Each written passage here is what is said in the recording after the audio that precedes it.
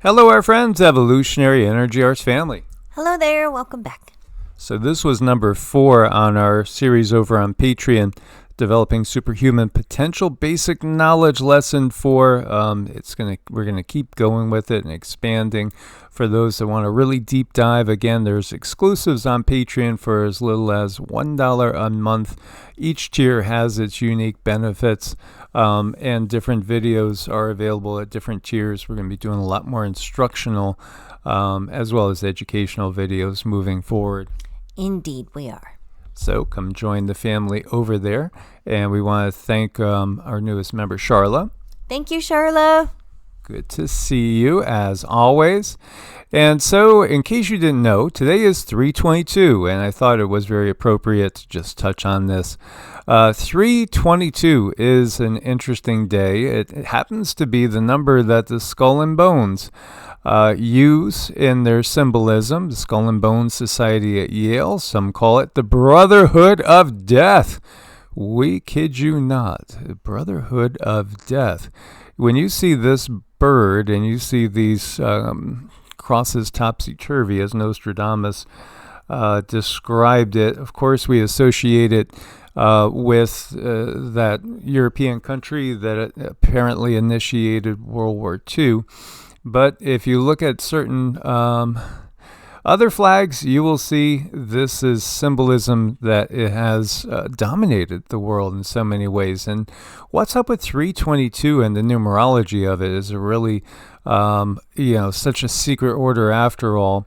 Here, just look at the Wikipedia. It says Skull and Bones, also known as the Order 322, or the Brotherhood of Death, is an undergraduate senior secret student society at Yale University in New Haven, Connecticut.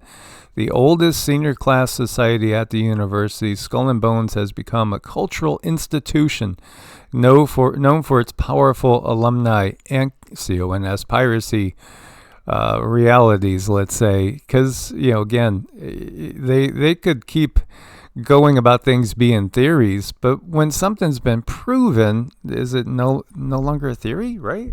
Well, that's kind of what I thought. Yeah, so again, we need to update things here. Founded in 1832. Skull and Bones, again, it's one of the big 3 societies at Yale University. The others are the Scroll and Key and Wolf's Head.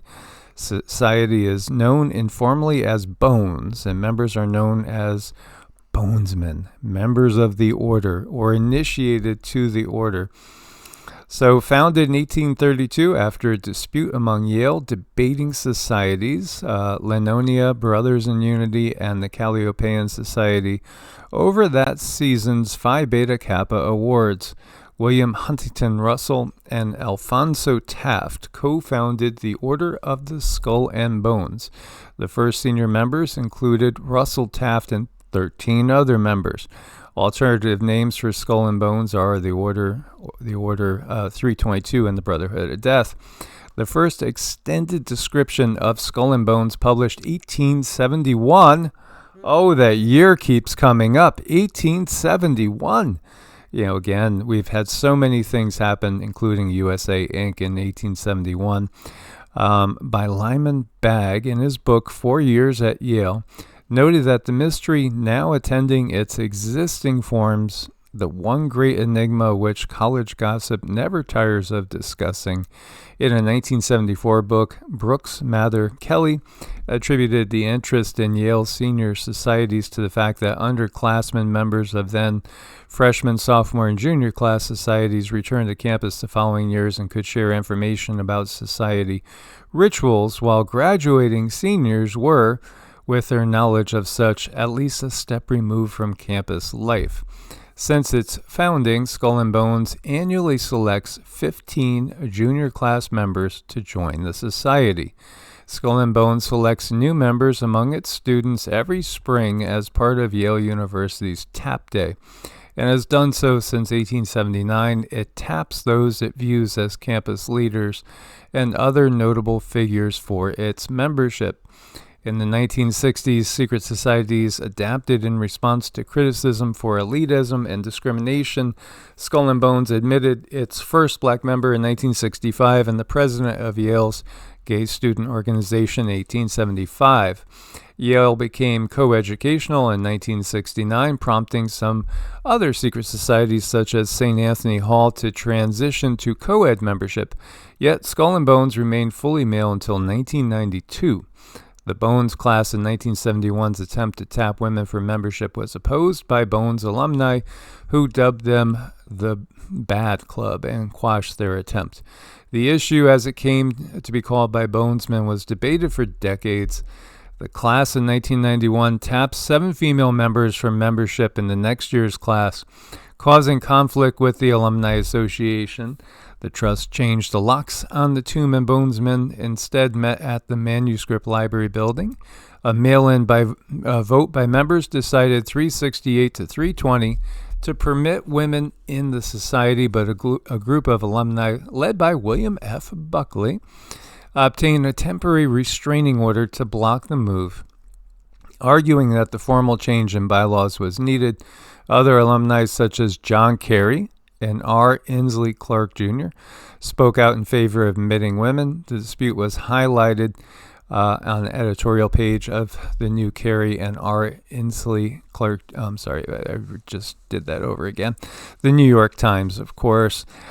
Second alumni vote in 1991 agreed to accept the class of 1992, and the lawsuit was dropped. In recent years, Skull and Bones, like other elite Yale institutions, utterly transformed. According to The Atlantic, the society tapped its first non-white class in 2020. Few descendants of alumni get in, and progressive activism is an asset. Class of 2021 admitted no conservatives. The society's badge is gold and consists of a skull that is supported by crossed bones with the number 322 on the lower jaw. Its members worshipped Eulogia, a fictional goddess of eloquence. The number 322 appears in Skull and Bones insignia, is widely reported to be significant as the year of Greek orator Demosthenes' death. A letter between early society members and Yale archives suggests that 322 is reference to the year 322 BC, and that members measure dates from that year instead of using AD. In 322 BC, the Lamian War ended with the death of Demosthenes, and Athenians were made to dissolve their government and establish a plutocratic system in its stead, whereby only those possessing 2,000 drachmas or more could remain citizens. So obviously wealth equaled citizenship. Documents in the tomb have reportedly been found dated to Anno Demosthenes. One legend is that the number represents founded in 32 second cores, referring to first core in an unknown German university. Another possible reference of 322 is the Freemasonic Lodge of Virtue and Silence, number 322, in Suffolk, UK, signaling a fraternal but unspoken sponsorship between the two secret society organizations, regarding which silence is considered virtuous. Lodge 322 was founded in 1811, 21 years before the creation of Skull and Bones. Now, they have a reputation for stealing keepsakes from other Yale societies or campus buildings. Society members reportedly call the practice crooking and strive to outdo each other's crooks. The society has been accused of possessing the stolen skulls of Martin Van Buren, Geronimo, and Pancho Villa. In January 2010, Christie's canceled a planned auction for a human skull with links to Skull and Bones. Isn't that curious? Again, that's supposed to be Geronimo's skull and bones right here, as you see second President Bush and member of this secret society. Definitely a society of the affluent for the affluent, as we see here. Poppy Bush, George W. Bush, class in 1968, or I should say that's junior again. And John F. Carey, class of 1966. But also, when we look to Yale, we also find that you'll find other members, including the senator from Connecticut, Bush, the great-grandfather, was there as well. It's just the symbolism. What does the 322 really mean? I just watched this movie. The baseball character had 322 on the back of the head. This was, we watched this too. This was cute. It was full of symbolism. Also with AI and the potential of moving souls, a human soul, into a robot. Yeah, absolutely. This is part of that bigger picture, the merger of man with machine. That is definitely part of it. Did you know Oprah came out and said that when the Plague Upon the Land came out, she didn't leave her home for 322 days. 322 days. Again, messages and symbolism. When we look to the book of Genesis, you'll see Genesis 3:22. Then, that guy, that YHWH guy, who is one of the group known as Elohim, said, the man has become like one of us, since he knows good and evil. He must not reach out and take from the fruit of the tree in life and eat.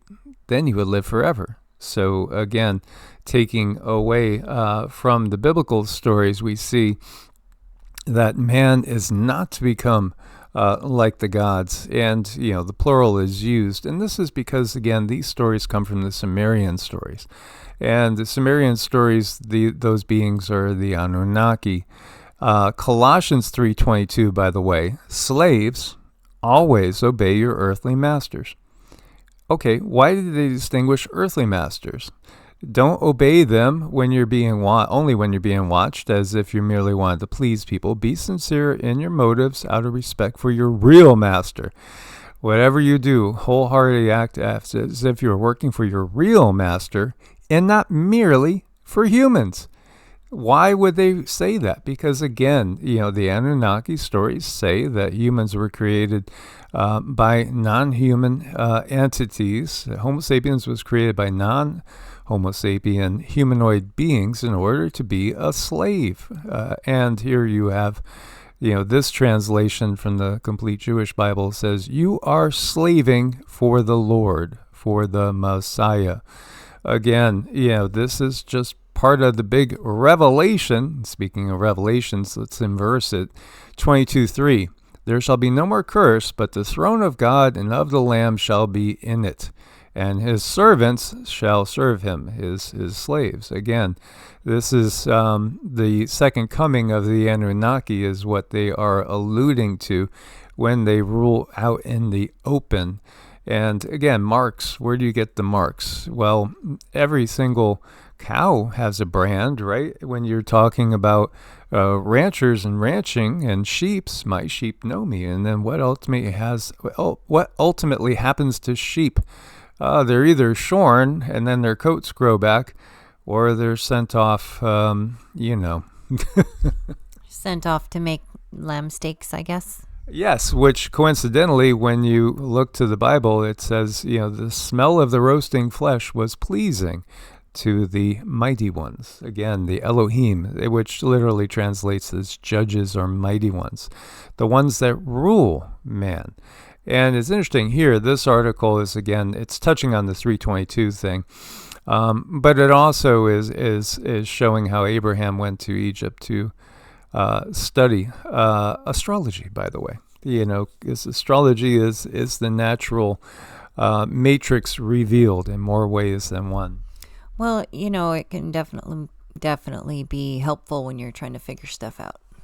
Yeah, absolutely. And then it goes into the parallels between the Watchers and the Chaldean. When we're looking at the Chaldean Genesis, again, the oldest copy of Genesis that we have, it's clear that we are talking about multiple beings, and this is clearly stated because each being's name is given. So you have various gods, and they are named by different names. And this is, again, talking about Genesis. And those beings that we hear of as the Watchers, there's a new movie out on Netflix, I think it is called The Watchers.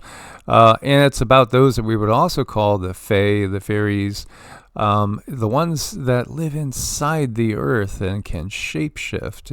Again, there's so much hidden in plain sight. And there's so much given to us in the movies about the reality of the situation. Yeah, it really does. If you just take the time to kind of sit back and look and observe and explore, you can see the reality of things. Yes, absolutely. It's time for humanity to wake up and smell the coffee. We do have those that will love us unconditionally and help and guide us along the way. But it's certainly no beings that view us as slaves. And, again, every being should be free to choose his own path. And it's nice to have a little friend there to support you along the way. That's just sweet. As always, guys, we invite you to come join us over on Patreon, Source Plus, and Namaste. Namaste.